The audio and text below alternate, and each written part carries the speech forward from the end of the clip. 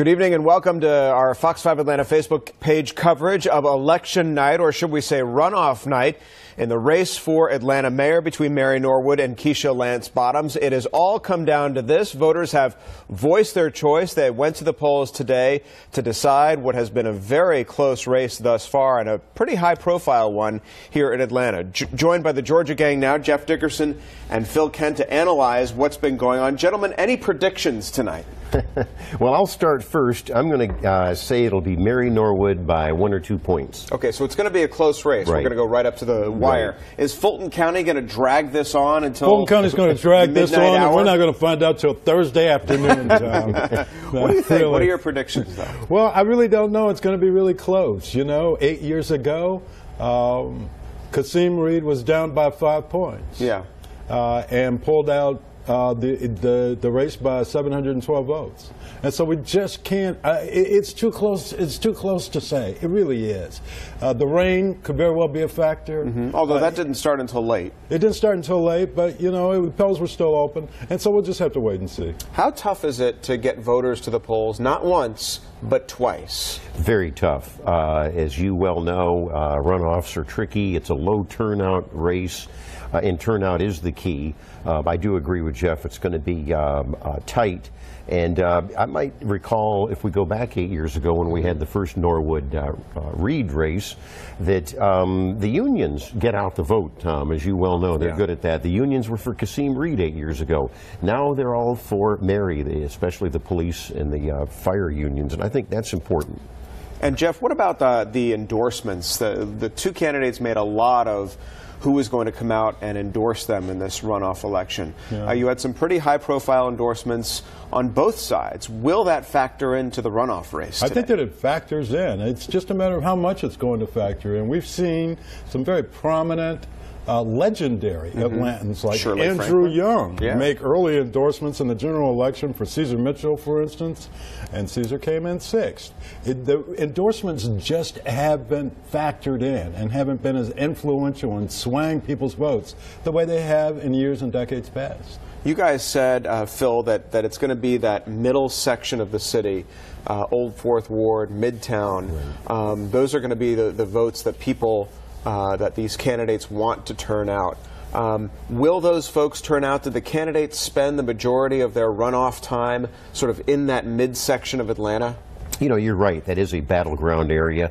And I would also say that the Buckhead Business District of Atlanta is a good one. And I know the Norwood people especially. And, of course, we have a Fulton County chairman race, which also impacts this race, too, with Rob Pitts getting a strong vote in Buckhead. And I think that helps Mary Norwood and vice versa. So as we look at the numbers later, I think we need to be looking at Buckhead and then that section where I would mention to Jeff, I think that the Kathy Woolard endorsement that was big. Yeah. And she has a following, as well as the Shirley Franklin endorsement of Mary Norwood. Well, you're right, Tom. I mean, that East Atlanta, in town. And that's Kathy Woolard country. That's Kathy Woolard country, and so that if an endorsement was going to really make a big difference, it was Kathy. All right, what about Keisha Lance Bottoms trying to tie Mary Norwood to Donald Trump in the end, and coming up with that clip where Norwood says he is our president? You know, we all kind of laughed here, like, yeah, we kind of know that. That wasn't exactly a ringing endorsement for Trump, but was that effective, number one, and was it fair? Well, you know, I think that the way that she couched it in the last debate was by saying that he challenged the election results. He, the president, challenged the election results with no evidence, saying that people who were voting illegally, and that she made the same claim about the election of 8 years ago. And so to me it resonated, particularly if you consider some of the language that she used when making that point, that felons and thugs on welfare were being brought in from Mableton, very racially coded kinds of statements. She tried to deny them. She couldn't. She said that the tapes were spliced. They weren't. And so I thought that it was a clean hit by Keisha Lance Bottoms. We heard, Jeff, you know, in the runoff to the general election, that race would be a factor in this mayoral race. It would be the first time in quite some time, if Mary Norwood is elected, that we've had a white mayor of Atlanta.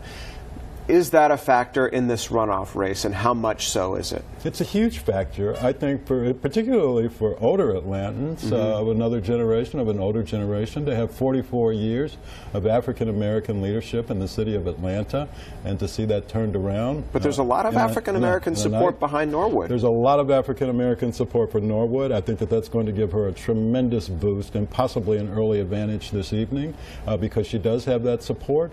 And, you know, she's worked hard. She's gone out there to the neighborhood. She's put in the work. She's put in the sweat equity. And she's done it for a lot of years now. Talk to us, Phil, about the different leadership qualities of these two women. You know, Mayor Kasim Reed had a very unique and definitive personality. He confronted a lot of issues in our city which required tough leadership, agree or disagree with him on any number of policies, but when it came down to keeping our city safe from terrorism, we are a very high-profile city, keeping protests largely nonviolent, and abiding by the First Amendment, what they were intended to do, unlike some other cities where it came to protests. But talk to us about how these two women might carry out their duties as mayor. I will. I think there's a great comparison. I will just pivot 1 second and answer my colleague Jeff. I thought it was a smear to just claim that Mary Norwood is some sort of Donald Trumpite. That's ridiculous. It was driven the liberal base is all that was. It was fueled by the state Democratic Party, which split the state Democratic Party, by the way. But the contrast that you're talking about, Tom, I think we saw that in their debates. I think that Mary Norwood, even her opponents admit that she's everywhere. She's the Energizer Bunny. She goes to all the neighborhood meetings. Not to take away anything from Keisha Lance Bottoms, she's also got a grassroots organization, obviously. But you touched on a very important issue that both candidates are addressing, I think, Norwood more effectively, and that is public safety. You have had, and we've covered them here, demonstrations, unpermitted marches. You had the Peace Monument in Piedmont Park that was desecrated, no arrests. Mary Norwood has pointed out that this is too permissive, and Keisha Lance Bottoms is tied, in my opinion, too much to the Reed administration and this public safety problem. And I think that the fact that Mary Norwood wants a clean break from Kasim Reed and his ally Keisha Bottoms, that's an important factor. Is there an appetite, Jeff, for a clean break from Reed? Or are people wanting to move on from the Reed administration? I do. I think in a style way, Tom. I think that most of the complaints that we hear about Kasim Reed are style related, that he's too arrogant, or that he's too assertive, or that there is this angry black man kind of characterization of this mayor. Is that fair?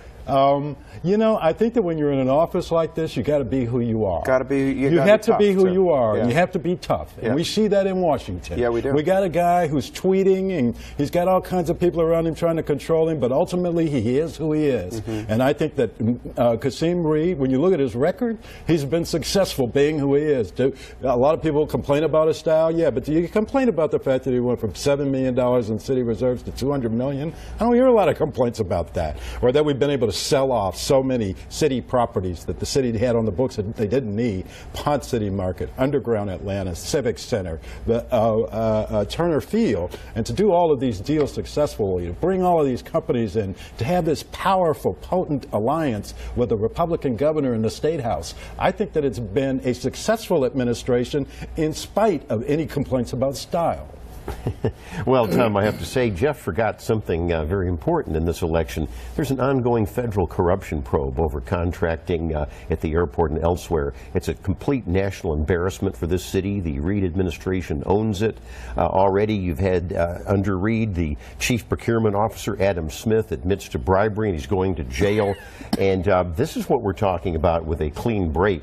And Keisha Lance Bottoms has been late to the game, in my opinion, in discussing ethics. politics. And I think Mary Norwood has effectively used this ongoing scandal to say... Did she use that effectively in her campaign? I do think so. You saw the TV ads, and I think this is where this is what Shirley Franklin said, the ex-mayor who endorsed Mary Norwood. We want a clean break, and Franklin pointed to the corruption that has gone on in City Hall. And 8 years ago, about Mary Norwood, she said that she was Exhibit A when it came to pay to play, and she questioned her integrity and her competence. That was Mayor Franklin 8 years ago when she was in office talking about candidate Mary Norwood running for mayor.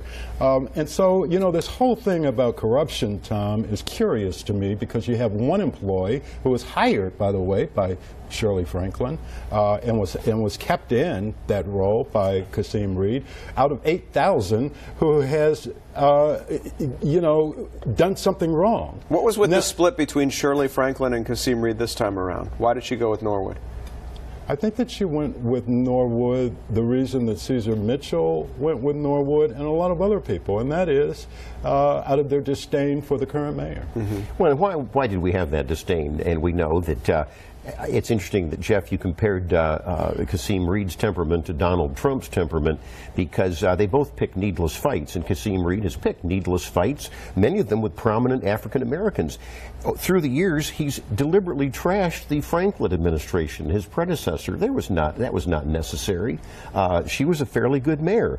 And so, obviously, you're going to make political opponents when you start insulting people. And to call Caesar Mitchell a loser, to call Mary Norwood a loser, that's what Kasim Reed said. That is not the language that, Jeff, you would even advise that be done. I would only hope that when your president does the same thing on the national stage, you'll be equally critical. I will. Representative John Lewis suddenly retires from the U.S. House of Representatives. Does Shirley Franklin run for that seat? She does not. I think that Shirley is enjoying being out of... So she's done with politics? Out of the spotlight, and she's enjoying her grandkids and spending time with her family, and I think that she'll continue to play a role, but I don't think that she would do it that directly. Kasim Reed? Possibly. I agree with what Jeff says about Shirley Franklin. I think she's can be, well, not done, but she's not going to run for public office, but she's going to remain, and every ex-mayor is an influence politically in this town. I do think Kasim Reed, depending on how it turns out with this corruption investigation, if he escapes any direct tie to it, he could reinvent himself, perhaps for a congressional run. But if he's somehow tied to this ongoing probe, he's finished politically. All right. How long are we going to wait tonight? There's two candidates. There's some city council seats that are up for grabs and a couple of other issues on this ballot. But in terms of vote counting, what are we expecting tonight, guys? We're going to count them 1 an hour. Did you bring a sleeping bag? I bought a blow-up mattress. It's under well, my desk. Nothing has changed since we were here. I mean, is it going to be any different than the general election night? No, nothing has changed. It's state law that you have to count the early ballots, and we understand that it was fairly heavy for this election, but so you have to wait till 8 o'clock and count all the early votes, which I hope the state legislature, by the way, changes that. And so now we don't have as many votes to count. That's the good news, but it will be coming in a little late. Yeah, we still have the same slow system. Yep. And so, you know, maybe midnight. Do you remember, I'm sure both of you do, when Richard Barron, the Fulton County Elections Director, said, we need, volunteer please, we need some competent people who understand our software. Now, that was, I'll give him an A+ for honesty, but that's disgraceful. It really is, especially when you consider what happened in Florida back in 2000 with looking at the holes in the ballots. Yeah. You know? Thank God we don't have to go through that again. But it should be an interesting night tonight. We're going to sit here and wait for the results. We're going to come back online a couple of times between now and the news tonight at 10 and 11. And we're going to be watching and waiting and doing some more analyzing as the night unfolds. A high-profile mayoral race for the 9th largest city in the country. So a lot is on the line here tonight as these two women go head-to-head to figure out who will become Atlanta's next mayor. So stay with us here on our Fox 5 Atlanta Facebook page and fox5atlanta.com. We'll check back in with you here in the next hour.